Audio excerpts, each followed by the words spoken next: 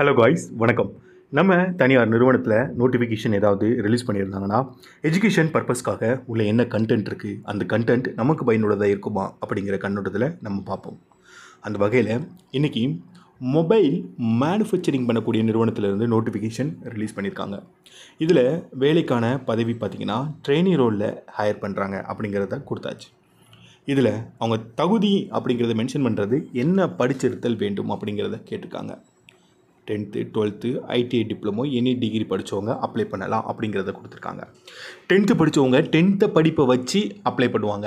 இப்போ நான் 12வது படிச்சிருக்கேன்னா 12வது வச்சு அப்ளை பண்ணுவாங்க. ஐடிஐ படிச்சிருக்கேன்னா ஐடிஐ வச்சு அப்ளை பண்ணுவாங்க அப்படிங்கிறத கொடுத்துருக்காங்க. அதை தொடர்ந்து அவங்க ஒசூர் அண்ட் ஸ்ரீபெரும்புத்தூர் அப்படிங்கிற 2 லொக்கேஷனில் நோட்டிஃபிகேஷன் ரிலீஸ் பண்ணியிருக்காங்க. அதுக்கப்புறமா அனுபவம் 0 to 1 வருடம், அதாவது ஃப்ரெஷரும் அப்ளை பண்ணலாம் அண்ட் எக்ஸ்பீரியன்ஸான கேண்டிடேட்டும் அப்ளை பண்ணலாம் அப்படிங்கிறத கொடுத்துருக்காங்க. பாலினம் ஆண்கள் பெண்கள் ரெண்டுமே கொடுத்துருக்காங்க. மேல் கேண்டிடேட் அண்ட் ஃபீமேல் கேண்டிடேட். ஆண்கள் பெண்கள் வீடியோ பார்த்துட்டு இருந்தீங்கன்னா ஒரு லைக்ஸ் கொடுங்க. இந்த மாதிரி ஒசூரோ இல்லை சென்னையிலையோ ஜாப் நோட்டிஃபிகேஷன் வேணும்னு ஆசைப்பட்டீங்கன்னா கமெண்டில் சென்னை ஜாப்ஸ் இல்லை ஒசூர் ஜாப்ஸ் அப்படின்னு மறக்காமல் கமெண்ட் பண்ணுங்கள். அதுக்கான வயது வரம்பு கொடுத்துருக்காங்க, பார்த்துக்கலாம். ஓகேங்களா? இதை தொடர்ந்து சம்பளம் இந்த ரேஞ்ச் இருக்கும். ஆஸ் பெர் கம்பெனி நார்ம்ஸ் பிரகாரம் அப்படிங்கிறத கொடுத்துருக்காங்க. ஓகேங்களா? ஃபைன். அதுக்கப்புறமா அவங்க என்ன கொடுத்துருக்காங்கன்னா பெனிஃபிட் கொடுத்துருக்காங்க.